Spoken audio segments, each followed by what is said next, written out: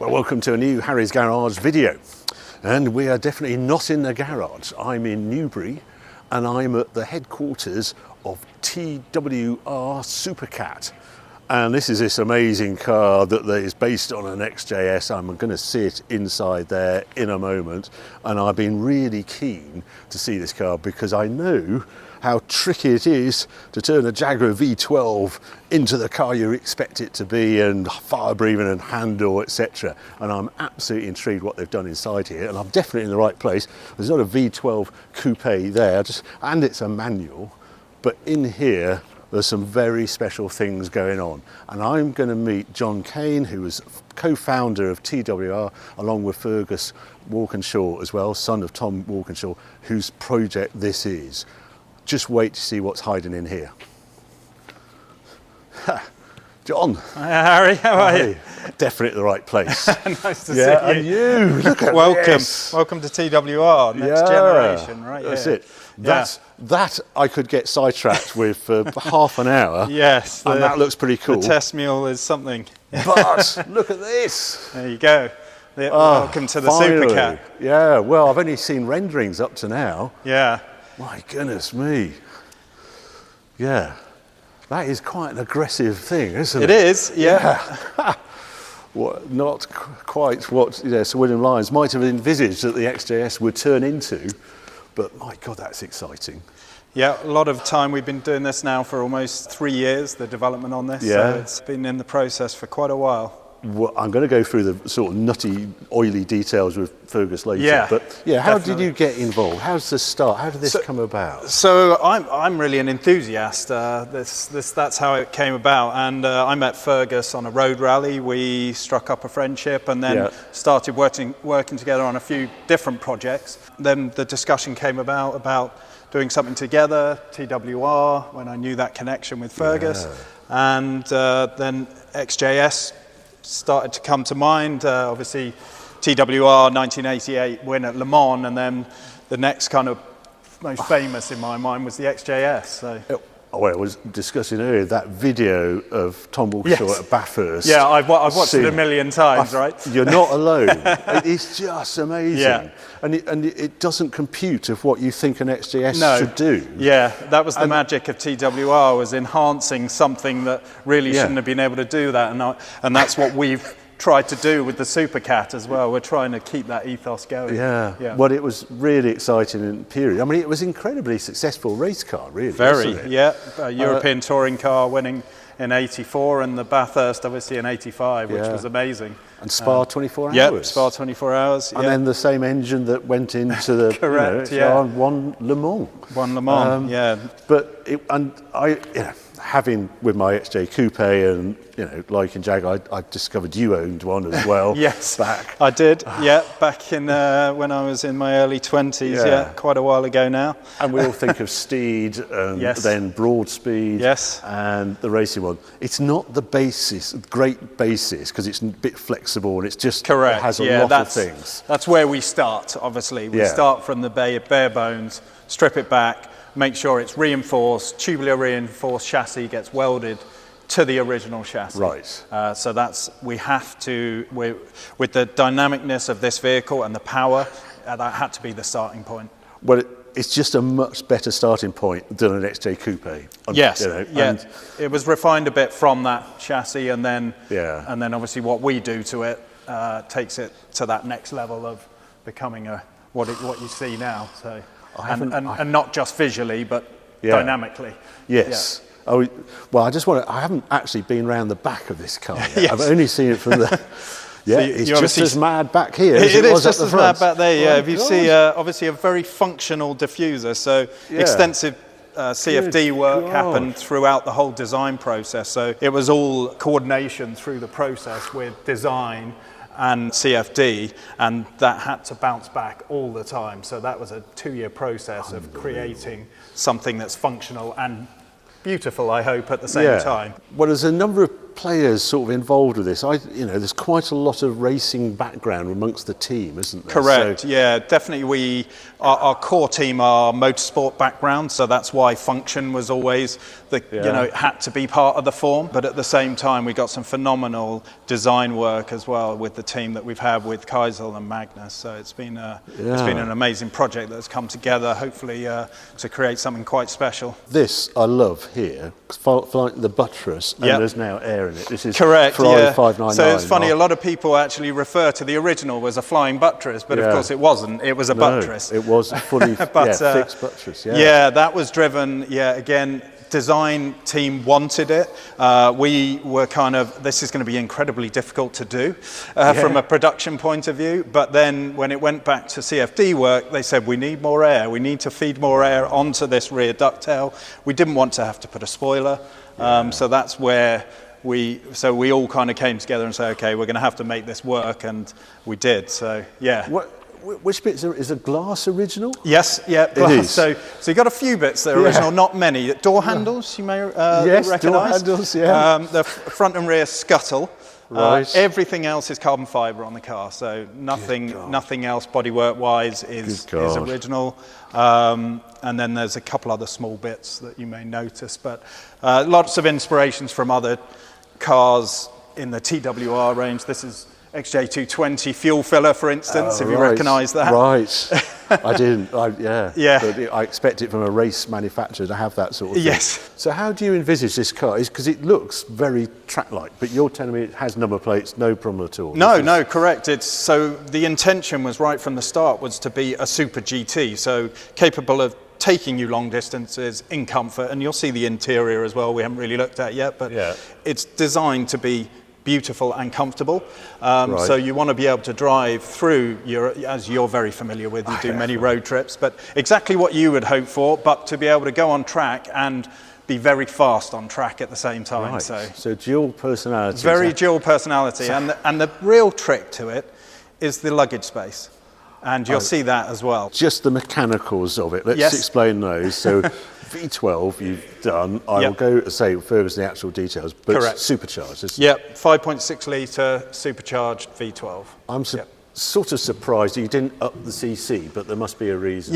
We wanted to keep the stroke relatively low because we wanted a high revving engine. So we're at 750. Red line. Wow. So it screams. It's an amazing supercharged thing. and screaming. Revs, and 660 horse rated, isn't it? Correct. Yeah.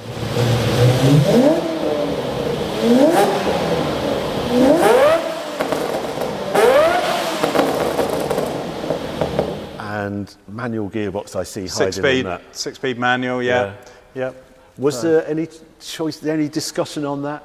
Absolutely, there was discussion. What we actually said was, we'll end up having it driven by the customers. We've had a huge response from customers all around the world, been fantastic, but nobody has really asked for anything other than a manual. So I think the driven force is that we've done the right thing and we've gone with a manual. So. Just as Gordon Murray found with his T50. Yes, exactly. I've heard that story as well. Spend a bunch of money on developing something and then nobody wants it. We're like, what should I do that for? Yes. Yeah. And the duality, it just seems really low. If I look at that front splitter, when I take it to Italy, might not survive. So it's a relatively low ride height right now. We do have a 60mm nose lift. So that allows you to get over any speed bump, even at the low settings. Now, the great thing about our system is that everything's adaptable and adjustable to the customer. So if you want this car to sit in a higher ride height from standard and still have the nose lift, no problem, we can do that. So if you're a guy who's never going to go on track, we can do that. That's not a problem. If you're a guy who wants to go on track all the time, we can do that. Wow. So, what would you say this stance at the moment? Are we in track or road? This is right in between, so it's almost track. Right. Yeah. If you could go a little lower, obviously there's still room to go lower. However, this is kind of on the low side. Wow. Yeah. And so everything stays the same. So the bonnet opens as it always did, I'm guessing. Yeah, it does. Coming up there. Yep. How much wider it is? I mean, this is all carbon fibre, isn't it? It is. The whole thing is carbon fibre, Every panel, like we said, it's all carbon. 18-inch wheels? 18, 19. 18 and 19. Yeah. Brakes are steel as standard, but this one has the carbon ceramic option on it. AP racing calipers. Wow. Yeah. Just so is this a working car? Yes, this one? It is a working car. Yes. Yeah. So this car is actually going off to America, and will be driven by clients and.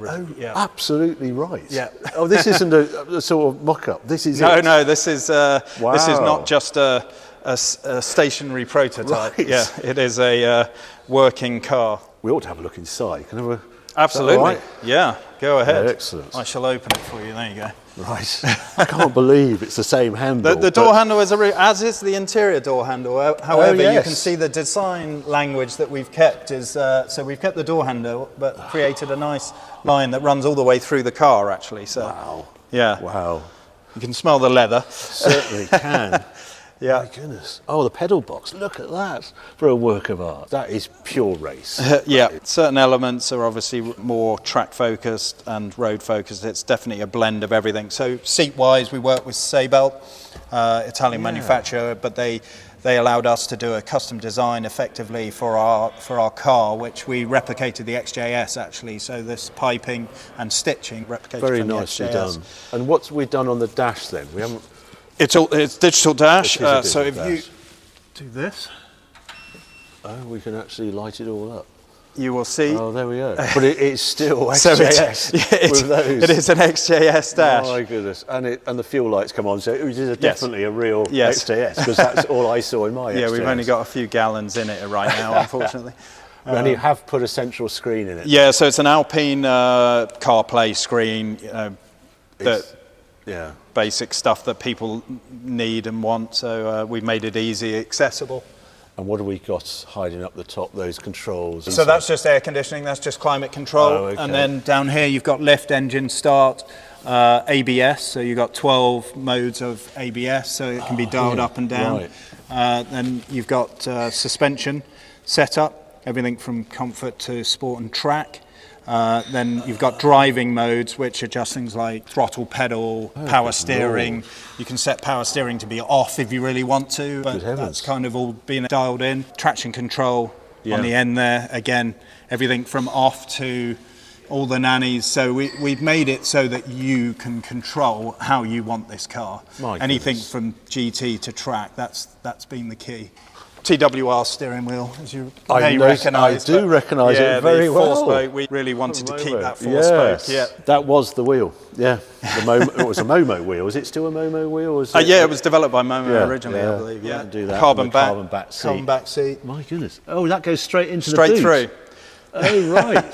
So, or I can seal it off, or I can flip it up. Yes, you can flip that up, and then there's a storage bin. But so that's what I was saying when the true GT. Yeah. A lot of cars, even modern day cars, which is what I was looking for, do other parts of what we've got here, but they don't do all of it. No. And one of the things that they never do is space for your luggage. It's why I didn't buy that Chiron. It's just disaster. Or the SF90. Even worse. Yeah. Wow. But this, you've got, from here to the back seats. So, Well, that's excellent, John. I could talk all day about this. Love to. I ought to get Fergus down. Definitely, yes. He is the technical man. I am not that side of it. Let's go and have a look at the engine with Fergus. Brilliant, John. Thank you. Absolutely lovely to meet you. Never met your dad, Tom Walkinshaw, but heard a lot of stories. I'm sure you know quite a few more stories. Yeah, there's a few. I think there were.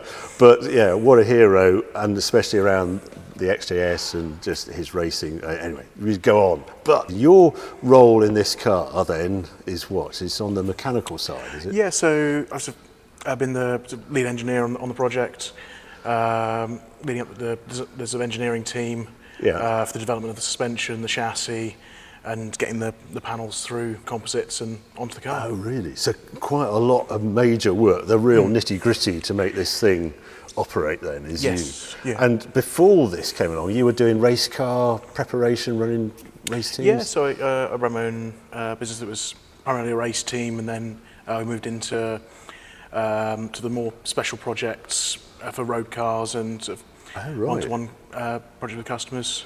We took on the weird and wonderful stuff that most places wouldn't touch. So if someone will come to us with a car and a concept of I'd like to do this with it, but no one makes these parts, and that's what we take on. We go, okay, we can design it, we can engineer it, we can make it, and make that happen. So, well, perfect for something like this, if you want to do a crazy XJS.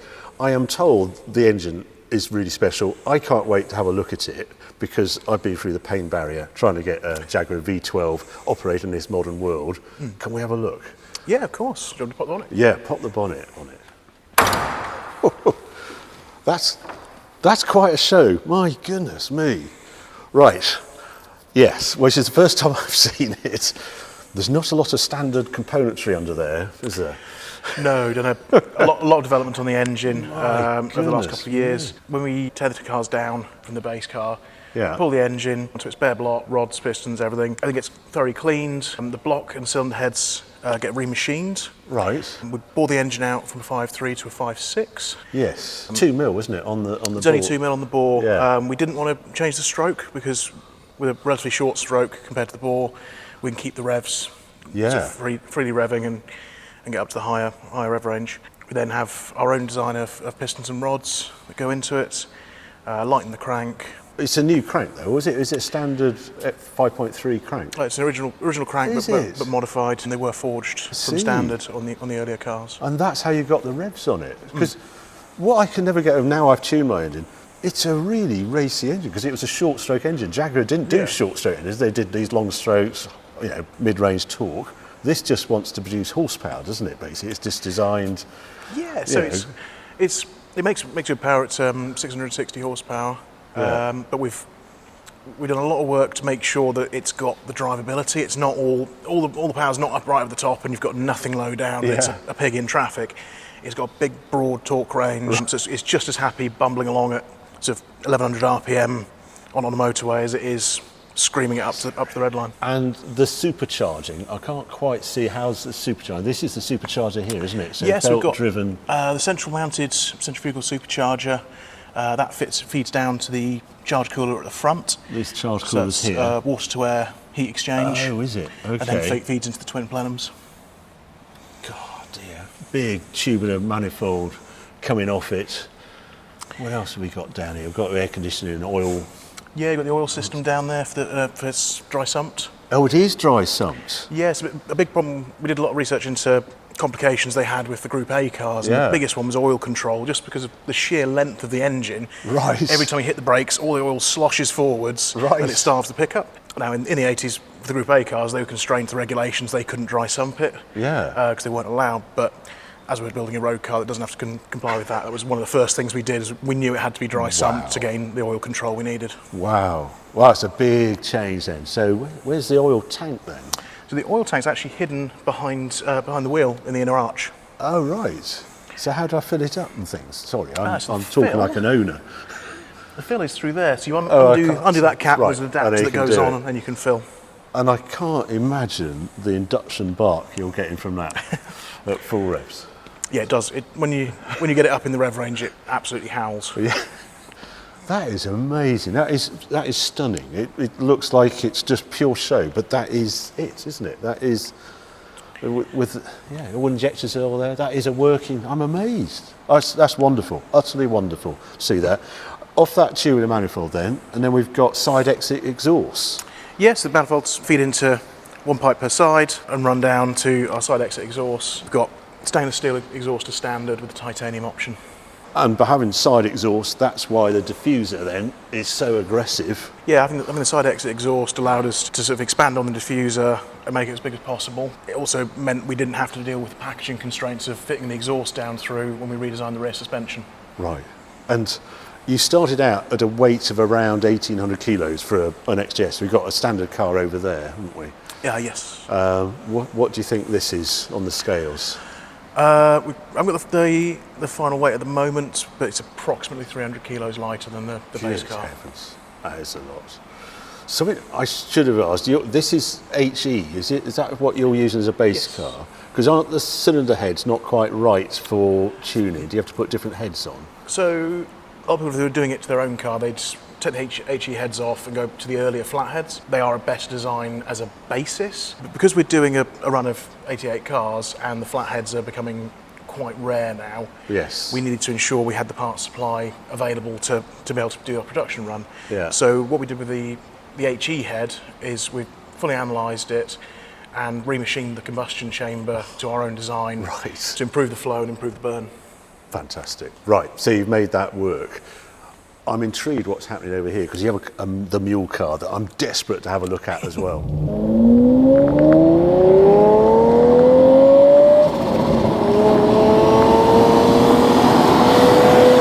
So you've done some miles in this, a lot of miles, I'm guessing. Yeah, we're putting as many miles as we can on this. It's been our test mule for the last 9 months. 9 months. Wow.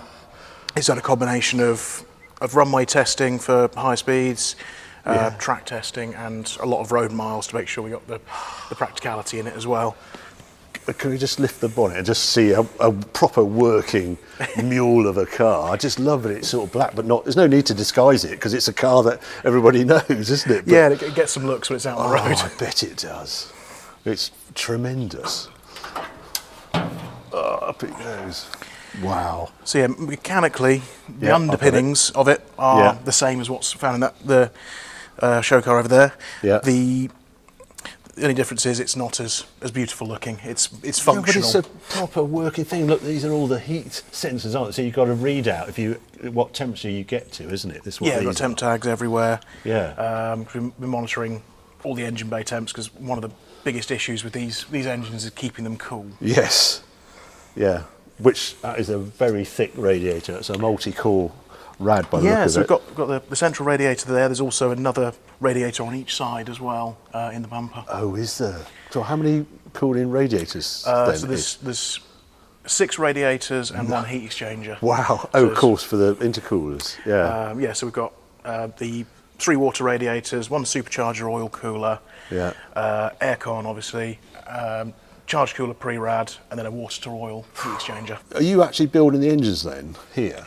Yeah, so the entire engine build and development's done in-house. Our engine room's just over there, fully climate controlled to maintain accuracy of measurements. And then once built, they're all tested and run in-house on our own dyno. They run in. And it really does 660 horsepower then? Yeah, 60 and 730 newtons of torque. From the interest we've had on these cars, the audience is global, so we need to make sure that everything will work, whether it goes to Texas or Dubai, as well as a rainy UK winter. So this one, the 6-speed manual, proper buckets.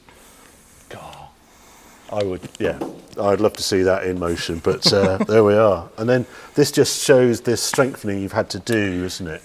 Yeah, so this is one of the shells that's been through the dipping process and is partially through our fab stage. Part of the work we do Quite a lot of work. Once the car's dipped, we obviously do any rush repairs that are required, and then we add a full strengthening structure into the body shell, which helps stiffen everything up. The ethos behind that is you could have the best suspension in the world, but if the middle's flexing, it doesn't make a difference. So you need to make sure it's all working together. Right, so that's how you've strengthened that. And then there's a difference on the subframe, because there was a Jaguar subframe that doesn't look anything like this. Yeah, so the subframe's both front and rear, complete new design, designed in-house, manufactured in-house as well. All the steelwork's done here. Then we've got tubular arms and billet uprights. Good heavens. Yeah.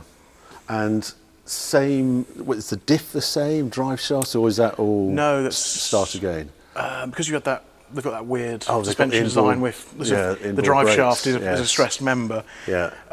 Because of the power we're putting through it, that was never going to take that. So I've gone to a conventional plated LSD. Right. And then a multi-link rear suspension setup, again designed and manufactured in-house. Wow.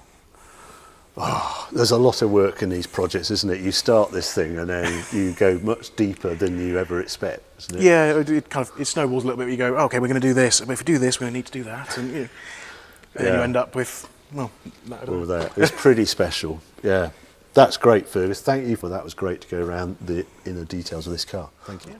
Now, Kaiser, you have done all sorts of designs in the past. Yeah, you're on Instagram, but Charlie was showing me it's 1 million followers, isn't it? It's quite a big thing for you. It is. Yeah. It was something never expected either, honestly. I just started creating cars I enjoyed making and creating, and things that, inspired me, and somehow created a following around that. And when I look at the renders, when I see your Instagram account, I think they're real. I just can't get over it. Thank you. It's part of the enjoyment for me, honestly, is creating something that doesn't quite exist. Yeah. But making it look like it does or should. And did you think, oh, not an XJS, Jaguar XJS initially? Honestly, I'd been waiting to do something special with an XJS. Really? I genuinely, I've done E-types before, and Oh, right. slightly may have, offended a few in the process of doing that. But I'd been waiting for the right moment to work on an XJS to give it what I felt it deserved. Right. Like Malcolm Say's original design is beautiful in its own right. It has a very iconic silhouette. Yeah. And to kind of build off that and do something and create something that has its own identity was quite a task, but one I genuinely look forward to. Yeah. And to kind of have the history and the heritage of TWR as a brand name, it's its fantastic. roots, kind of the it's motorsport fantastic. heritage and side of things. It was right on my street. Yeah. And given, 70s and 80s design, and you have your IMSA, Trans Am, you have your Listers, your Koenigs, kind of design language. Yeah. I thrive on that. I love it. Oh, I love it. It was Genuinely, a wild time. Well, I own a Countach, and there's just extraordinary design. I love the fact you drive it as well. That's what it's there for. That's what it's designed to do. But the great thing about an XJS, there's no mistake in it, is there? It is its own look. For me in particular, given stuff I've done in the past, I don't usually get the opportunity to work with a team that is so familiar on the engineering side of things and so capable, especially in terms of the performance side of things. So getting to work with TWR on creating this and making this real alongside working with aerodynamicists from F1 to kind of make sure the design is equally as functional to match its visible look.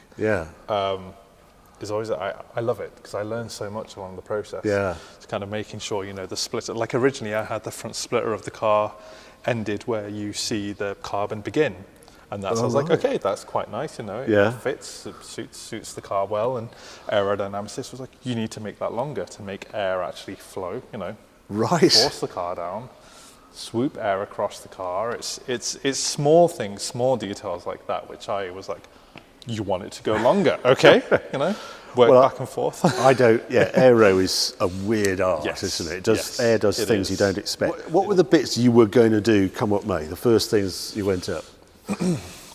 First thing was figuring out how to do the wide body on the car, how to make the car wider, how to have it, again, how to give it its own identity, but still stay true in essence to what the XJS originally was. If you look at the side profile of the car, the door line is exactly in the same place as the original XJS, but then we've enhanced it so that it flows throughout the entire car in slightly updated, slightly modernized.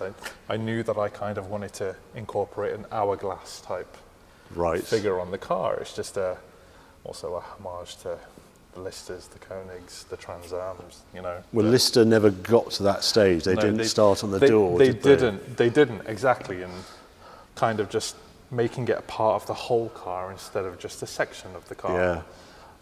Is something I knew I really wanted to do, but making the flying buttress functional part of the car I know was quite difficult for the team, but it was something alongside the channeled roofline which travels throughout the whole car from the hood to the roof, down to the roof spoiler and down to the back. Was something we really kind of pushed to make happen. It has got muscle. My goodness, it's wider at the rear. And then of course the rear diffuser, which is inspired by the XJ220 in its own right, again adding another level of functionality to the entire design, and also one of my favourite angles of the car. Well, it's interesting this because you could have filled it in, couldn't you, here, or done something like that? Yeah, we could have. I quite like I like the idea and I like the option of encasing and housing rears of cars within the design, so they have not a casing on the outside, but for the design it's more aggressive when you look from the side angle because you have the swooping tail, the swooping spoiler at the back. With the body kits I've seen in the past that try and fill it, it just looks clumsy to me. It looks heavy and wrong. So I actually really quite like that this is XJS underneath, hiding underneath. It looks really good. And it's all carbon fibre as well. So this is all now one piece, one kind of solid block, which... That's quite a big piece, isn't it? Another little bit of aero here, very subtle. Yeah, so this helps the car again, channeling air down the roof. Air will come under the spoiler and down and channel across out over these lines here as well. So it's all, again, designed with purpose and intent. There's a lot of elements. I'm surprised you've done this, but you haven't made it body coloured. You've definitely made that as a stamp. The gills are a separate bit. This is the beauty of the car, is you can personalise it how you wish to. So a customer might want this all body colour. Oh, okay. So that is an option. Right. I think for the sake of this vehicle, it's just to show that you can have this as a carbon option if you wish to. But the bonnet and its lines especially are still in keeping with the original lines of the XJS, just enhanced, a bit more character, but also it has to be functional in the sense of you're also allowing enough air to escape. So it's trying to do that in a, as I mentioned earlier, elegant way, but also it's still quite aggressive. Well, I'm just looking, that was nothing like as pronounced here, isn't it? So this has really come up on standard. And then that, I'm guessing, is why this will bark, because you'll hear the induction bark, I'm sure, in this car. Yeah. Have you been in it yet? I have. Yeah. And I guess that's another point about this is I had to fit in it. Right. With the original XJS, I kind of struggle. But with this, I can fit in it comfortably, which is a benefit for taller folk. I think they've managed to make the seat go further back, because they redesigned the when rear we have seats. our kind of final model as well, the steering wheel will be smaller. You can push the pedals back as well, so it's kind of fully customizable and adjustable in that sense. So it means, you know, we can drive it. We're running out of excuses not to buy one, exactly. aren't we, really? Yeah, precisely. Yeah. Well, that's brilliant. Precisely. It's lovely to talk round it. It is pretty special. I can't wait to see the reaction, and I just can't wait to hear it and see it move and stuff like that. That was brilliant. Thank you. Thank you. No, my pleasure.